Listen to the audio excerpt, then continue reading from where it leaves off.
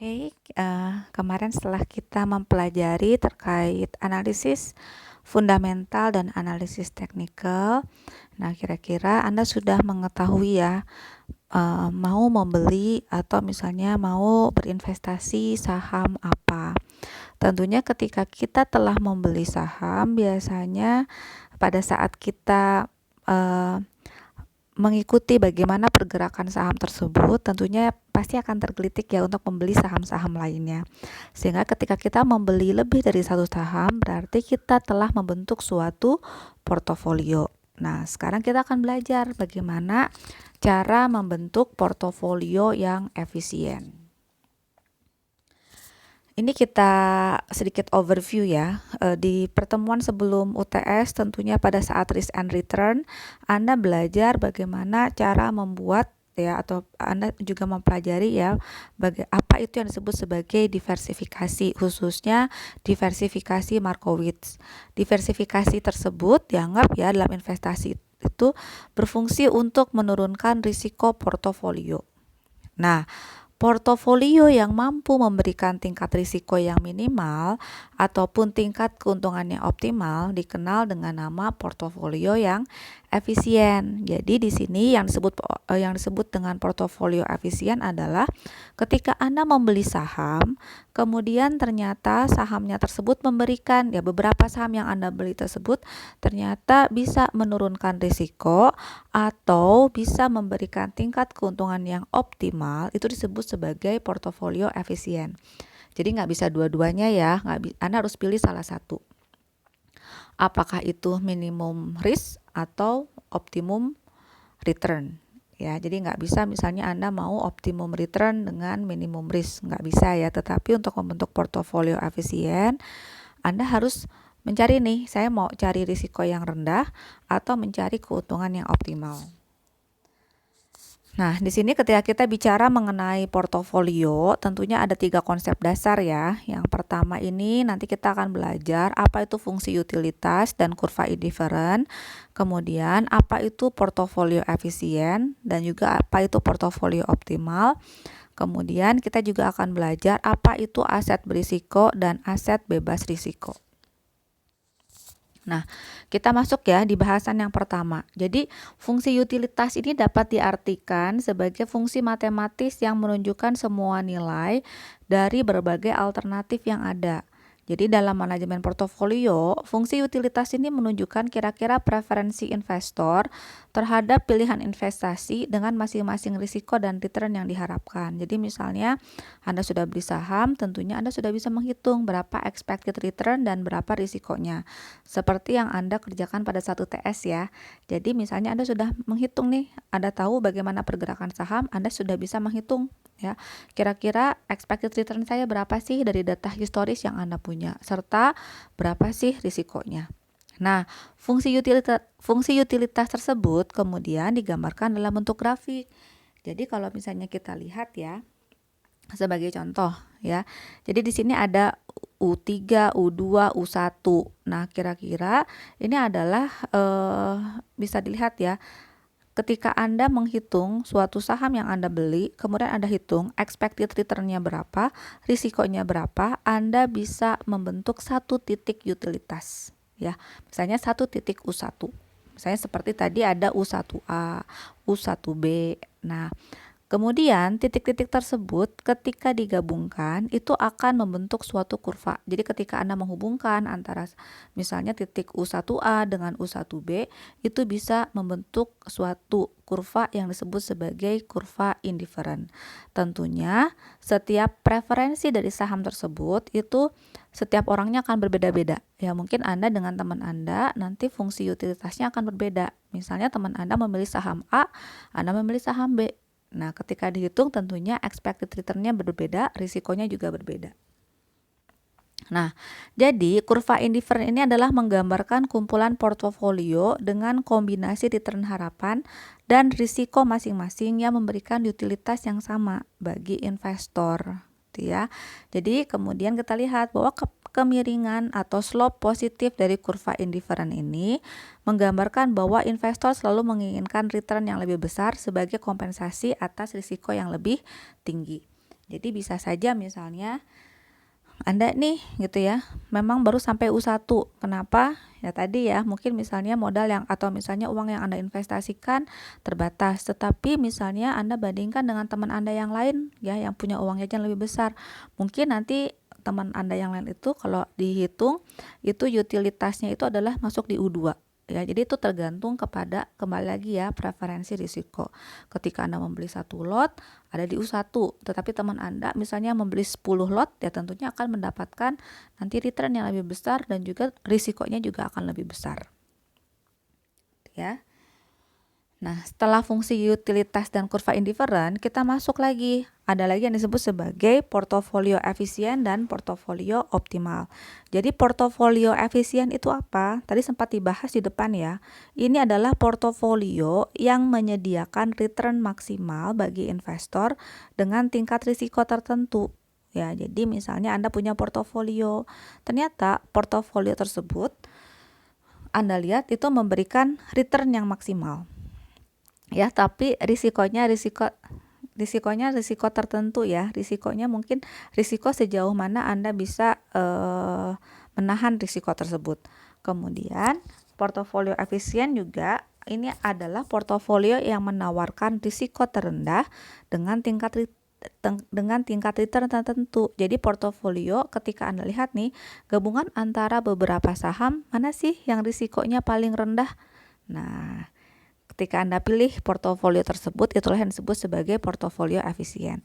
Jadi portofolio efisien itu opsinya dua ya, return maksimal dengan risiko tertentu, ya, atau portofolio dengan risiko minimal tetapi return tertentu. Itu biasanya juga tergantung dari preferensi investor. Kira-kira saya mau cari return yang besar atau risiko yang kecil.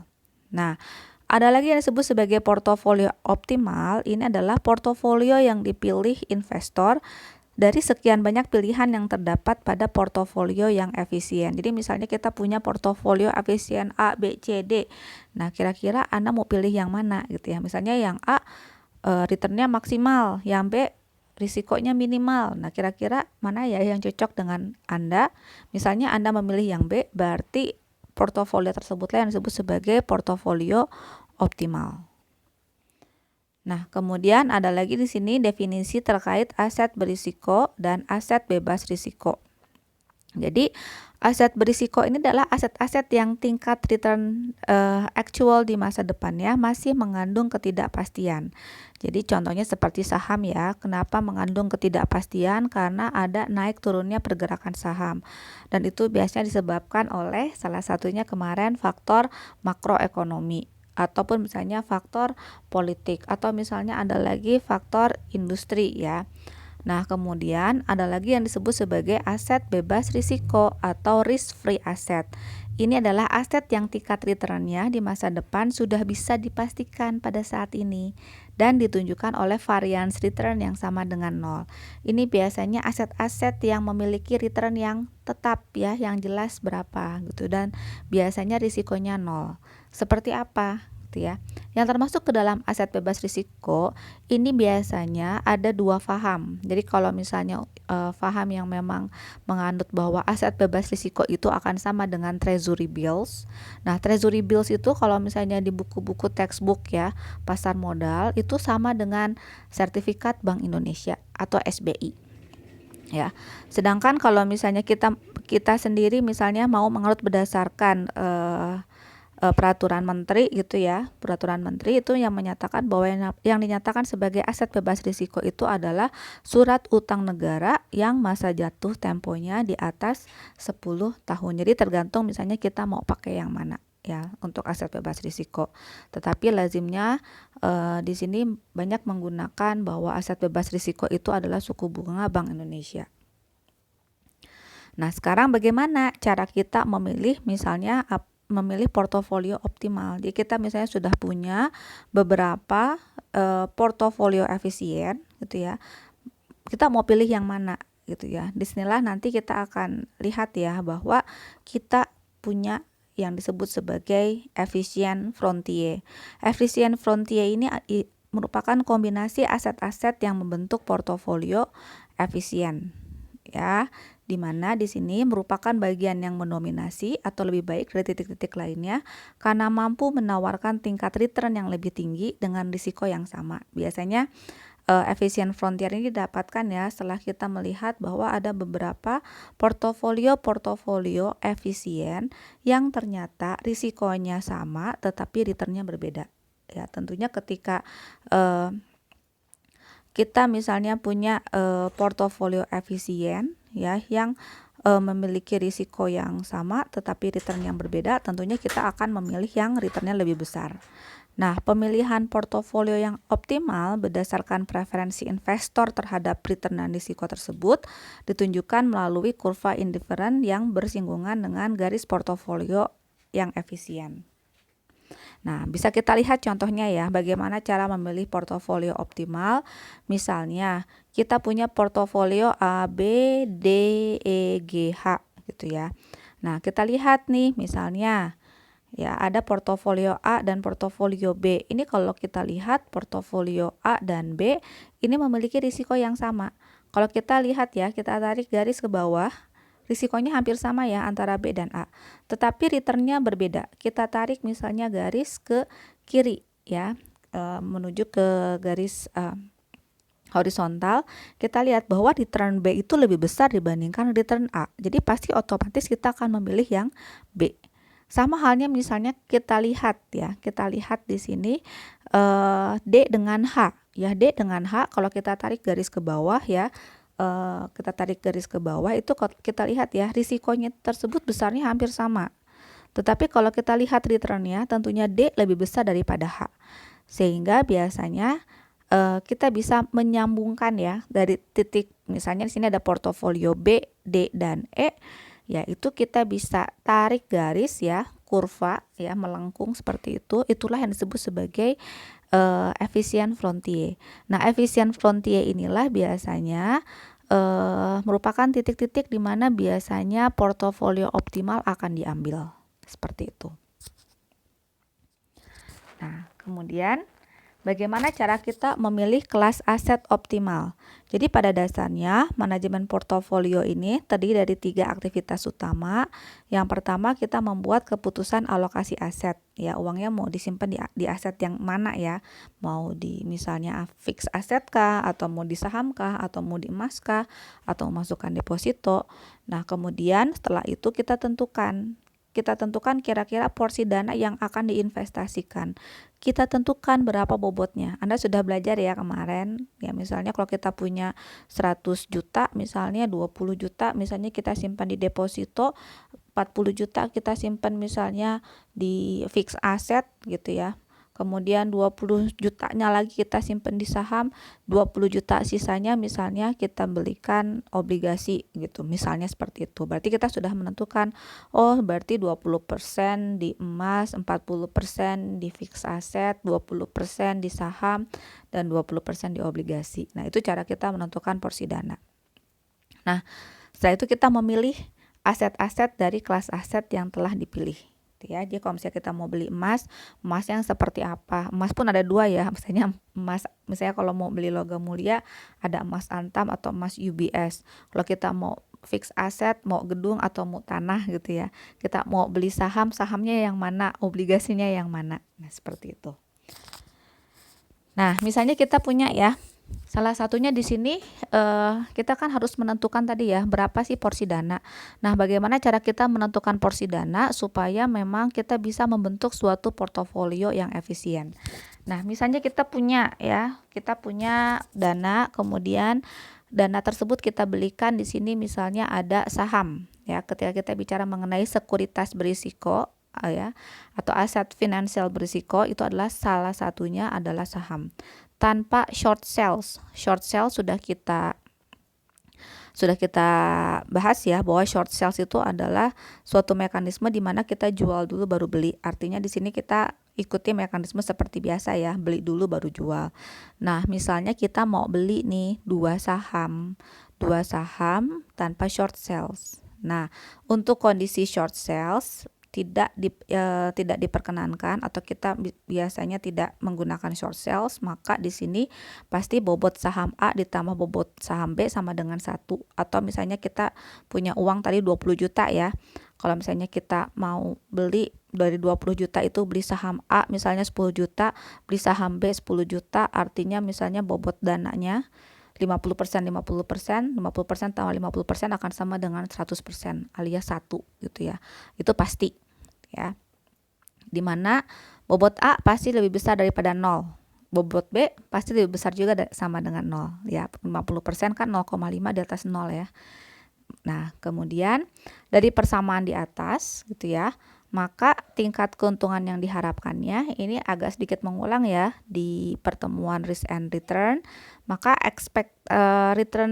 ekspektasi return dari portofolio pasti akan seperti ini ya. Bobot A dikalikan expected return dari saham A ditambah bobot B dikalikan dengan expected return saham B ya. Dimana kalau bobot A sama dengan ditambah bobot B sama dengan 1, itu artinya bobot B itu akan sama dengan 1 dikurangi dengan bobot A. Nah, di sini langsung saya masukkan ya. Bobot B-nya langsung digantikan dengan 1 minus bobot A.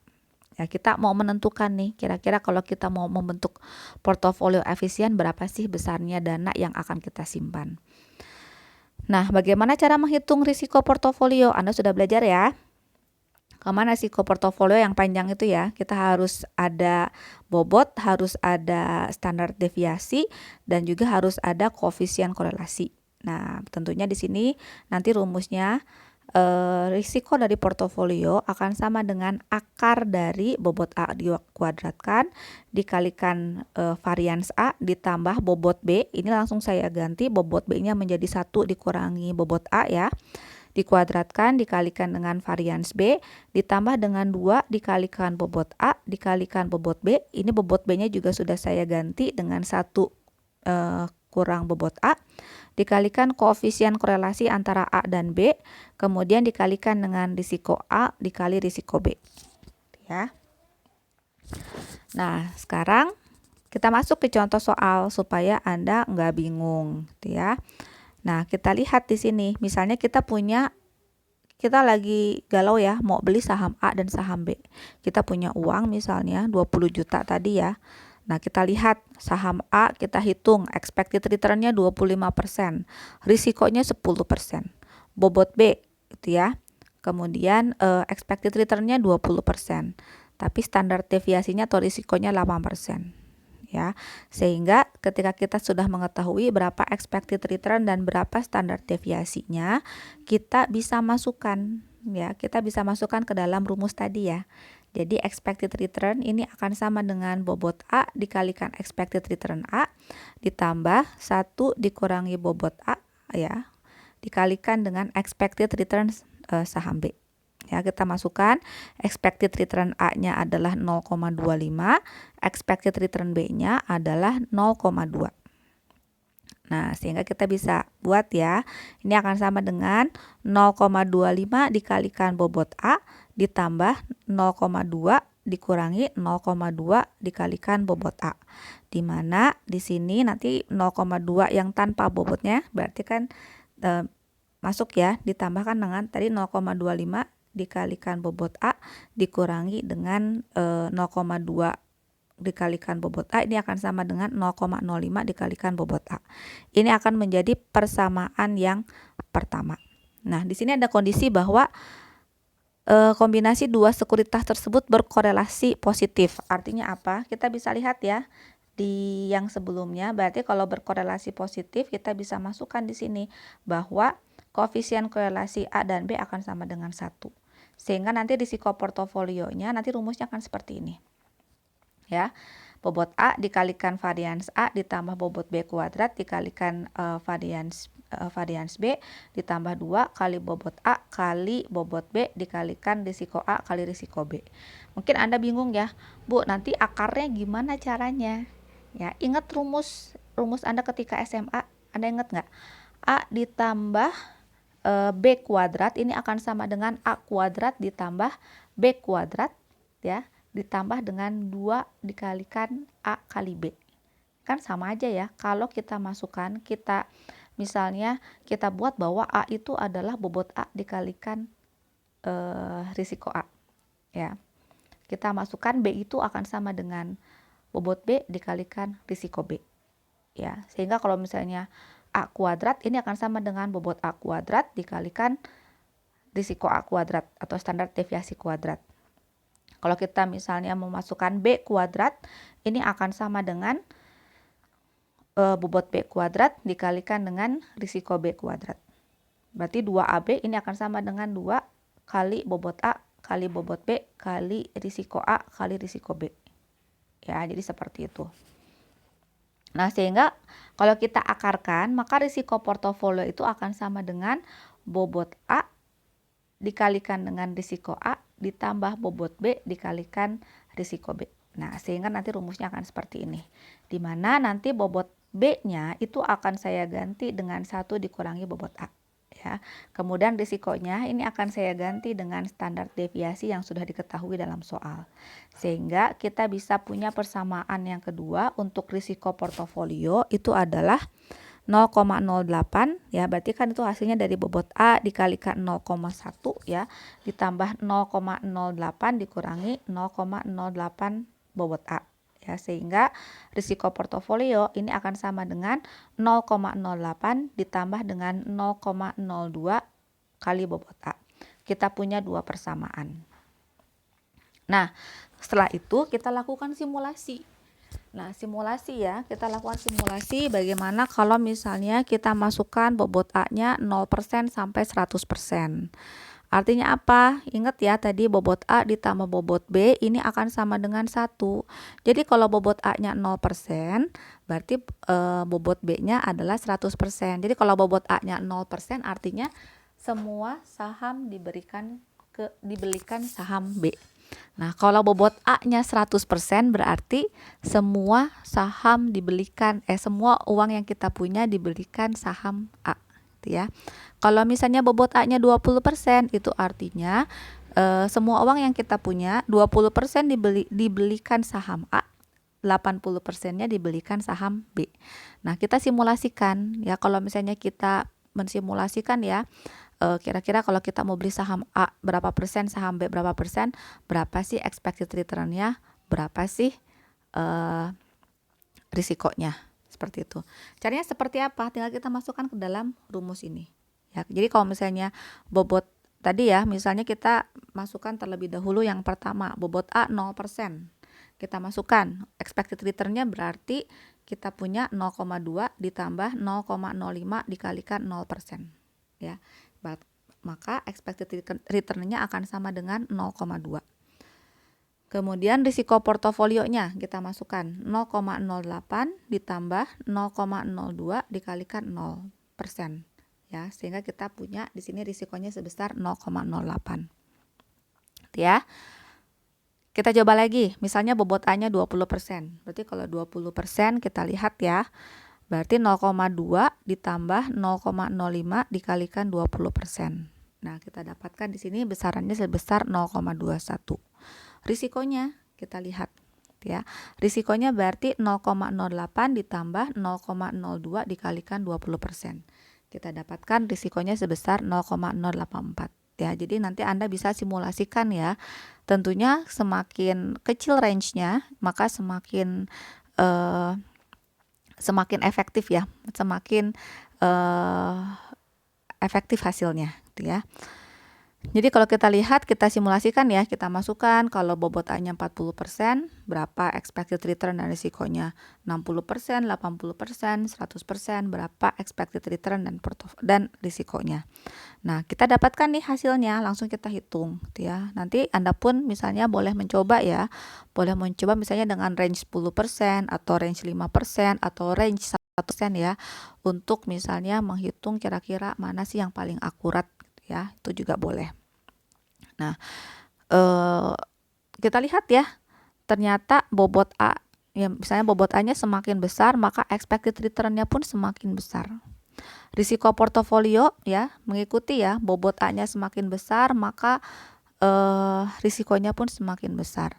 Tadi ingat kata kuncinya, apa sih yang dimaksud dengan portofolio efisien? Ya, portofolio yang memiliki return maksimal ya dengan risiko tertentu, atau risiko minimal dengan return tertentu.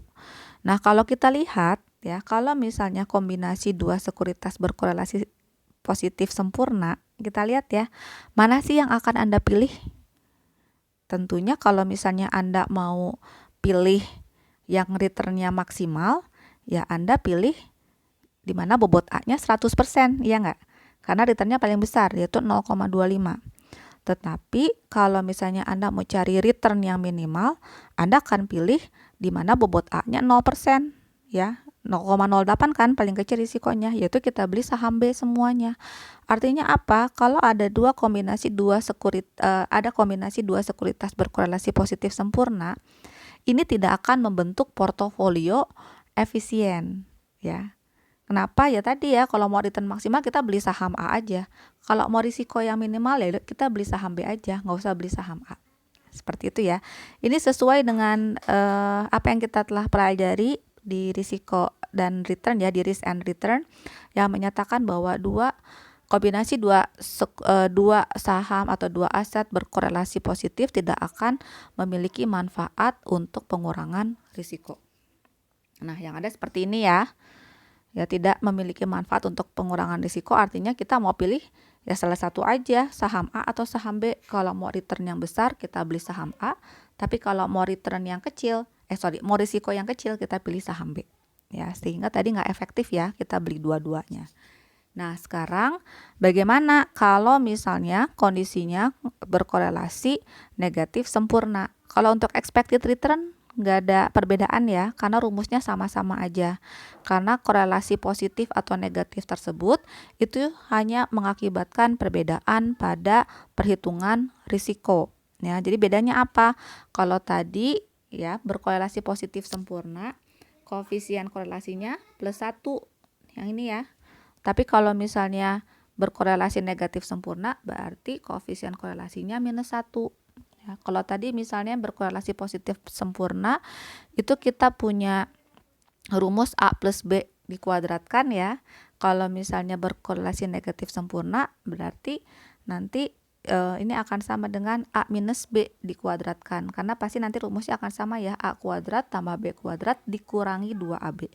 Ya, bedanya apa? Kalau yang tadinya positif 2 bobot A gitu ya, di sini berarti akan berubah bukan positif lagi tetapi negatif.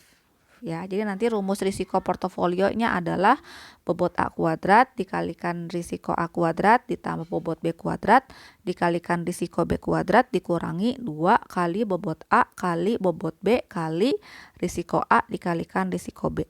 Ya. Sehingga nanti bedanya apa? Bedanya kalau misalnya tadi kalau korelasi positif sempurna kita tambahkan ya, bobot A dikalikan risiko A ditambah bobot B dikalikan risiko B. Kalau misalnya berkorelasi negatif sempurna, bedanya bobot A dikalikan risiko A dikurangi bobot B ya dikalikan risiko B. Gitu ya. Sehingga kita tinggal masukkan tadi risikonya adalah 0,1 bobot A dikurangi dengan tadi 0,08 dikalikan 1 dikurangi bobot A. Ya, sehingga kita bisa dapatkan persamaan yang ketiga di sini ini akan sama dengan 0,18 bobot A dikurangi 0,08. Bedanya itu aja ya. Kalau expected return sama, tetapi yang berbeda risikonya. Ya. Nah, sehingga kita kalau misalnya mau memasukkan tadi ya mensimulasikan, ya kita lihat kalau expected return pasti akan sama.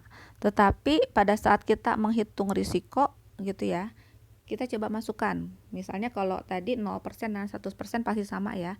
Misalnya kita masukkan 20%, berarti 0,18 dikalikan 20% dikurangi 0,08. Ini hasilnya adalah 0,044. Ya, mungkin nanti kalau misalnya Anda menghitung, kemudian ketika Anda menghitung hasilnya minus, ini tolong diabsolutkan. Kenapa? Karena tidak ada risiko yang sifatnya minus, ya.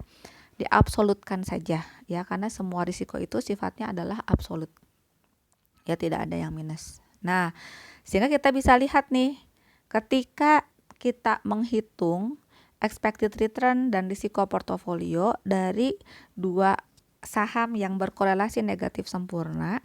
Nah, kita mau cari nih ya. Nah, kira-kira kalau misalnya tadi yang disebut sebagai portofolio efisien, gitu ya. Tadi ya, mau cari apa? Kalau return maksimal beli saham A aja. Tapi kalau mau risiko yang minimal, kita lihat mana risiko yang paling minimal. Kita lihat di sini sebesar 0,008. Artinya apa? Oh, artinya kalau misalnya ternyata saham A dan saham B berkorelasi negatif sempurna, kita bisa beli ya saham A sebesar 40% dan saham B 60%. Kenapa kita beli saham tersebut? Karena tadi risikonya paling minimal, tetapi saya mendapatkan return sebesar 22%. Gitu ya.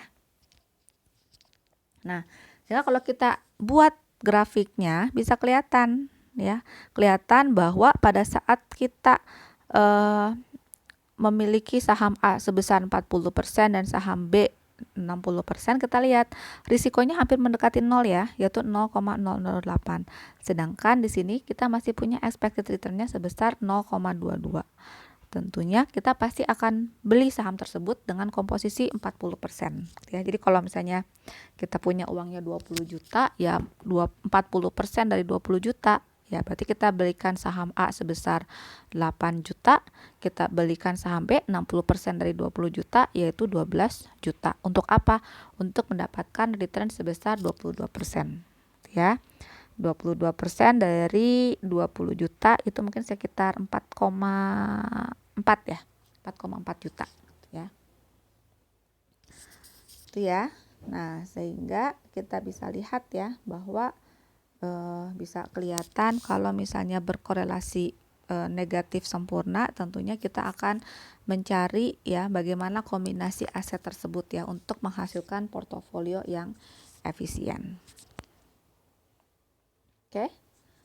Nah, kemudian cara kita juga, salah satu cara kita untuk menurunkan risiko, selain tadi ya kita menghitung bobot masing-masing aset, kita juga bisa memasukkan aset bebas risiko, gitu ya. Jadi apa itu investasi bebas risiko? Ini adalah suatu investasi yang secara pasti memberikan tingkat keuntungan kepada investor, ya. Dengan RF atau tingkat risiko atau standar deviasinya adalah 0, gitu ya. Jadi kalau misalnya Anda beli saham kemudian Anda beli aset bebas risiko, maka bisa menurunkan risiko. Aset bebas risiko itu apa sih misalnya ya? Tadi misalnya sertifikat Bank Indonesia. Nah, sebenarnya kita juga bisa membeli salah satunya adalah government bond ya, atau obligasi negara, obligasi pemerintah.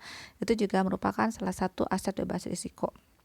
Ya, karena masuk ke dalam SUN atau surat utang negara.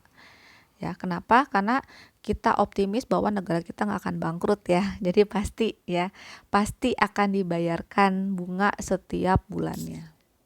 Nah, kalau kita memasukkan misalnya aset bebas risiko ke dalam portofolio kita, maka nanti cara perhitungan expected return-nya seperti apa dan cara penghitungan risikonya seperti apa.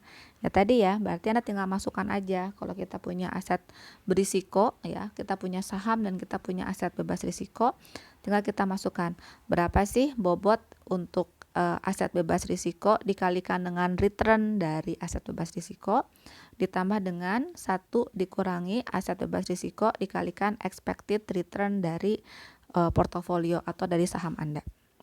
Ya, perhitungannya sama-sama aja. Tetapi ketika kita menghitung risiko, kita lihat ya. Biasanya kan ada bobot A dikalikan risiko A ditambah bobot B dikalikan risiko B. Karena yang namanya risiko aset bebas risiko itu adalah 0, maka untuk risikonya kita langsung bisa hitung. Ini akan sama dengan 1 dikurangi bobot aset bebas risiko dikalikan dengan risiko saham atau risiko dari aset berisiko. Oke, mungkin cukup sekian. Mudah-mudahan dengan video ini Anda sudah mengerti bagaimana cara kita menentukan bobot untuk membuat portofolio efisien. Silahkan apabila ada pertanyaan bisa disampaikan di forum atau di grup. Oke, jangan lupa untuk mengerjakan tugas setiap minggunya. Terima kasih.